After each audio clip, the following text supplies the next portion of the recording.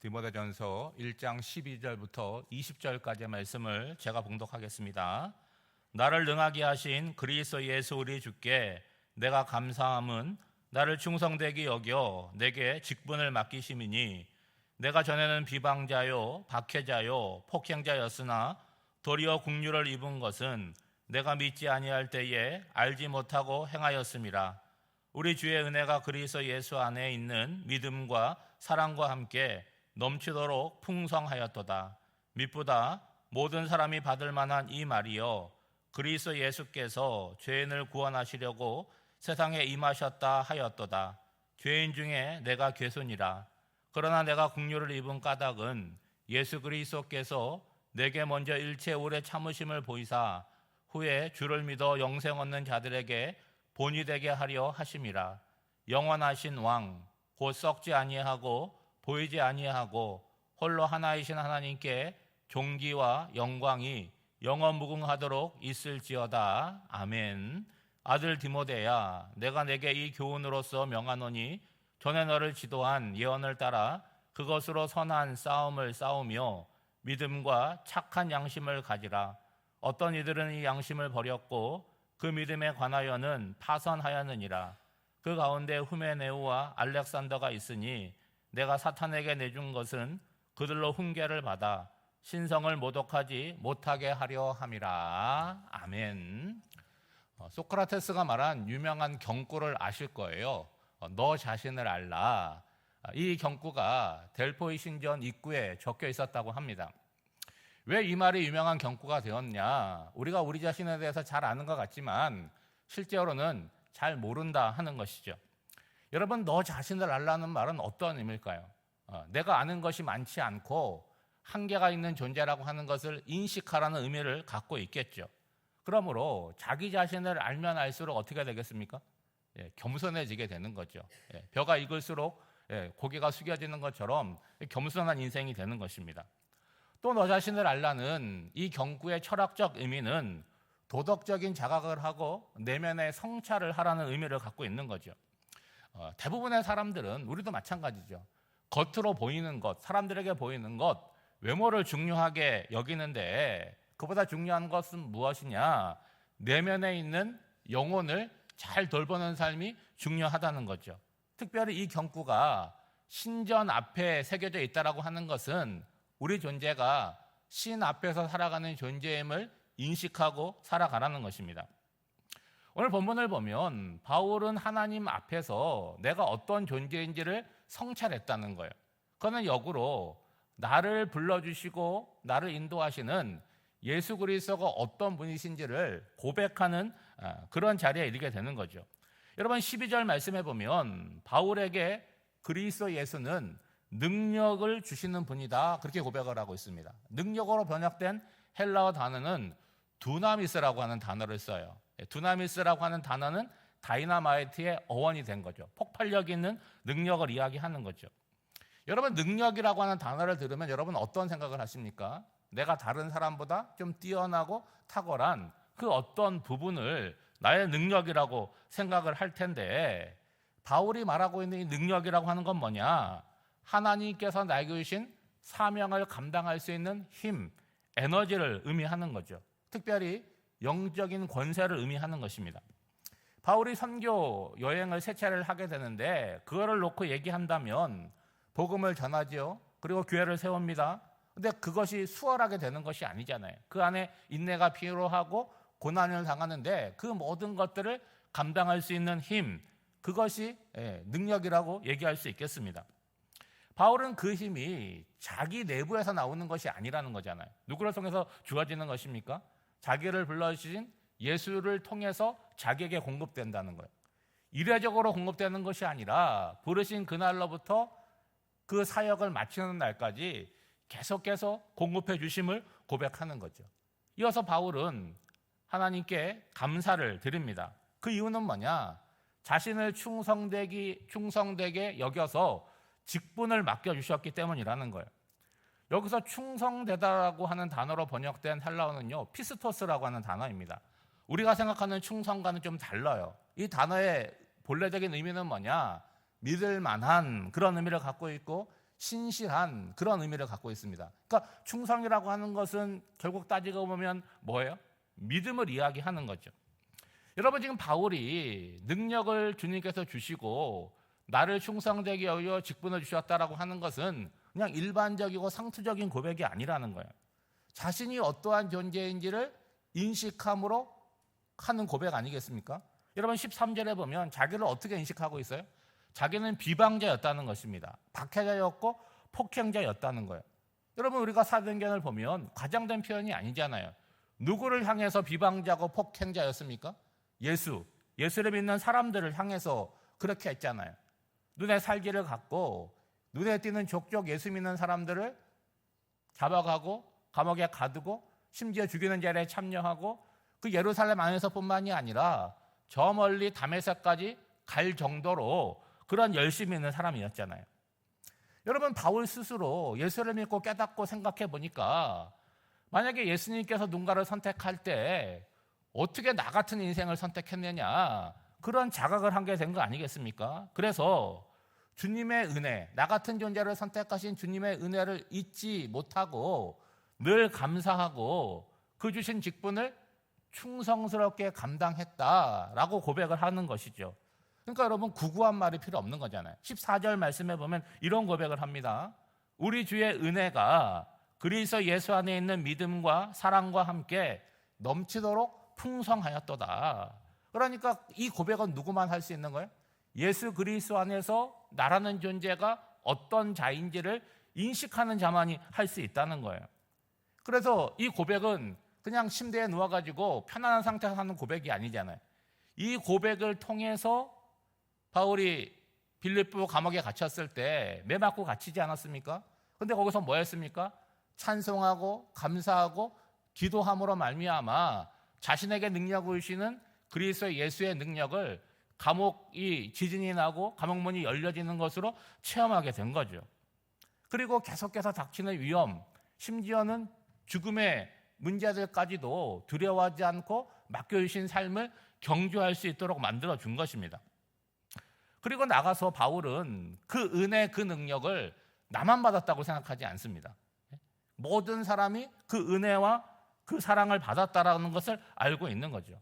오늘 본문에 보면 예수님께서 이 땅에 오신 이유를 바울은 어떻게 이해하고 있습니까? 구원하기 위하여 오셨는데 누구를 구원하기 위해 오신 겁니까? 죄인을 구원하기 위하여 오셨다는 거예요.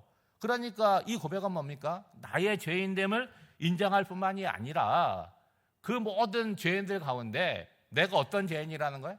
가장 질이 나쁜 악한 죄인 중에 괴수다라고 고백을 하게 되는 거죠.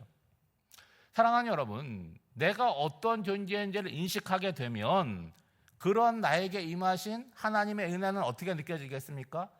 크고 소중하게 여겨지게 되고 자연스럽게 감사하게 되죠. 그리고 무엇보다 왜 나 같은 비방자를, 폭행자를 불렀을까 고민하게 되지 않겠습니까? 그러다 보면 그 이유를 깨닫게 될 것이고, 그러면 나에게 맡겨주신 직분에 대해서 거룩하게 여기고 귀하게 여기고 충성할 수밖에 없게 되는 거죠. 여러분, 16절 말씀해 보면 그러나 내가 국류를 입은 까닭은 예수 그리스도께서 내게 먼저 일체 오래 참으심을 보이사 후에 주를 믿어 영생 얻는 자들에게 본이 되게 하려 하심이라. 이제 예수께서 나를 선택하신 이유를 깨닫게 된 거죠. 왜 바울을 부르셨습니까? 비방자였고 폭행자였고 박해자였던 바울에게 왜 직분을 맡기셨습니까?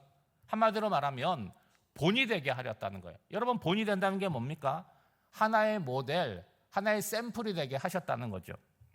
여러분, 생각해 보시면 바울같이 예수를 극렬히 반대하는 사람을 주님께서 들어서 사용하셨다라고 한다면 여러분, 예수님께 쓰임받지 못할 사람이 어디에 있겠습니까? 바울같이 죄인 중에 괴수를 주님께서 품어주셨다면 그 주님의 넓은 품 안에 들어가지 못할 죄인이 어디 있겠느냐 하는 것이죠. 그러니 바울이 이제 예수를 만나고 변화된 삶에서 사람들을 보게 되지 않겠습니까? 자기에게 좋게 해주는 사람도 있고 자기를 반대하고 위협하는 사람도 있겠죠. 근데 그 모든 사람들을 볼 때 어떤 마음으로 보이겠습니까? 저 사람은 안 되겠다, 이런 케이스가 없다는 거예요. 왜요? 자기 같은 사람도 예수님께서 불러주셨고 직분을 맡겨주셨으니까 사람의 눈에는 어떻게 보이든지 간에 자기를 선택해 주신 주님의 눈으로 볼 때는 그 어떤 한 사람도 포기되거나 버려질 사람이 없다는 거죠. 왜요? 내가 죄인 중에 개수인데 최소한 나보다는 어떤 사람들이에요? 나은 사람들이라는 판단이 서게 되는 거죠. 지금 이 이야기를 바울이 누구한테 하고 있습니까? 디모데한테 하고 있잖아요. 여러분, 디모데와 바울의 관계가 뭐라고요? 크게는 동력자의 관계이지만 믿음으로 연결된 아들이기도 하고, 그리고 신앙의 여정, 목회의 여정에 뒤따라오는 후배라고 얘기할 수 있겠죠. 그런데 자기보다 아랫사람에게 굳이 이런 연약한 이야기를 할 필요가 뭐가 있겠습니까? 그리스도 안에서 나에게 일어난 일, 우리가 소위 간증이라고 하는데 이거는 숨길 일이 아니라는 거예요. 지금 바울 자신이 나 비방자였다, 나 폭행자였다, 나는 죄인 중에 개수였다, 이런 말을 하는 이유는 나라는 존재를 부각시키려고 하는 게 아니잖아요. 그런 나를 선택해 주시고 주의 일꾼 삼아 주신 예수 그리스도를 찬양하고 그리고 경배하고 높이려고 하는 것이죠. 여러분, 18절 말씀입니다. 아들 디모데야, 내가 내게 이 교훈으로서 명하노니 전에 너를 지도한 예언을 따르라 라고 말하고 있죠. 여러분, 바울이 말하고 있는 교훈이라고 하는 게 뭡니까? 앞서 나온 대로 다른 교훈이 아니라 바울이 성경을 통해서 전해준 바른 교훈을 얘기하는 거죠. 구체적으로 뭐예요? 청결한 마음과 선한 양심과 거짓이 없는 믿음에서 나오는 사랑이잖아요.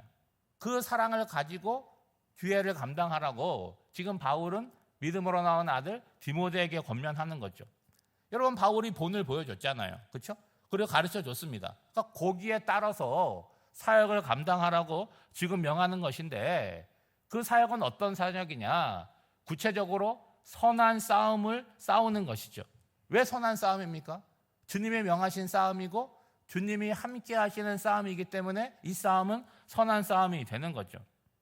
여러분, 보통 우리가 싸울 일이 없지만 싸우려고 하면 어떻게 해야 됩니까? 마음을 독하게 먹어야 돼요. 이거 만만하게 보이면 안 되는 거 아니겠습니까? 그런데 주님이 명하신 선한 싸움을 하려면 그런 것이 아니라 필요한 게 뭡니까? 믿음과 선한 양심이라는 거예요. 여기서 믿음이라고 하는 것은 무엇에 대한 믿음입니까? 예수님에 대한 믿음이고 복음에 대한 신뢰라고 하는 거죠. 그러니까 막연한 기대가 아니라 내가 지금 주님의 일을 감당하는데 이 일을 누가 직접적으로 하시는 거예요? 주님께서 하신다는 거예요. 그러면 나는 뭡니까? 주님의 도구로서 주님의 일을 나를 통해서 감당하는 거죠. 그러면 뭐 하면 되는 거예요? 내가 머리를 굴리고 어떻게 하려고 하는 것이 아니라 주님이 명하신 바를 내가 신뢰하고 그 명하신 그대로 하는 것이 종의 모습이고 청지기의 모습이라는 거예요. 이어서 나오는 선한 양심은 뭐겠습니까? 착한 마음, 그럴 수 있지만 이게 원어의 의미로는 분별력을 이야기하는 거예요. 여러분, 분별력이 없으면 내가 갖고 있는 믿음과 이 행동이 어긋날 수가 있다는 거예요. 여러분, 오늘 바울은 어떤 얘기를 합니까? 실제로 믿음의 자리에 있었지만 선한 양심, 분별력을 잃어버림으로 믿음에서 파선한 사람들의 이름을 지금 실명을 거론하고 있지 않습니까? 사랑하는 여러분, 오늘 우리가 신앙생활 하는데 그냥 남들과 비슷하게 그냥 겉모습만 신앙생활 하는 것이 아니라 오늘 바울을 통해서 말하고 있는 것처럼 기왕에 믿는 거 잘 믿어서 예수를 믿는 사람의 좋은 모델, 좋은 본이 되시기를 바랍니다. 그러기 위해서는 뭐가 필요한 거예요? 내가 그리스도 안에서 어떤 존재인지를 인식하는 거잖아요. 그리고 신앙생활하면서 어떤 은혜를 받았고 어떤 사랑을 받았는지를 알고 그 관계들 가운데 내 신앙을 고백하며 살아가야 되는 거죠. 오늘 한 날도 믿음과 선한 양심인 분별력을 가지고 우리 앞에 놓인 믿음의 경주를 하는 저와 여러분이 되시기를 주님의 이름으로 축복합니다. 기도하겠습니다. 하나님 아버지, 우리가 어떤 자리에서 부름받았는지를 잊지 않고 주님이 기뻐하시는 사람으로 살아가게 하옵소서. 핍박자요 박해자였던 사울을 불러 하나님의 일꾼으로 삼으신 주님의 사랑에서 제외될 인생이 없음을 알고 주위에 누구를 만나든지 섬기고 복음을 전하는 열심을 주시옵소서. 우리에게 주어진 선한 싸움을 싸울 때 믿음과 착한 양심으로 넉넉히 이기게 하옵소서. 날씨가 무덥습니다. 성도들의 건강을 지켜주시고 관계 가운데 마음을 잘 다스리며 살아가게 하옵소서. 오늘도 새로운 한 날을 허락하여 주시고 주의 전으로 불러주셔서 말씀을 듣고 겸손하게 주님 앞에 나아갑니다.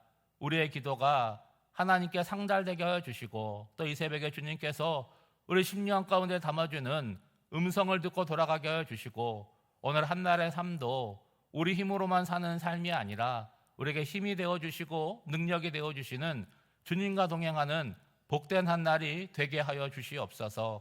이 모든 간구를 예수님의 이름으로 기도하옵나이다. 아멘.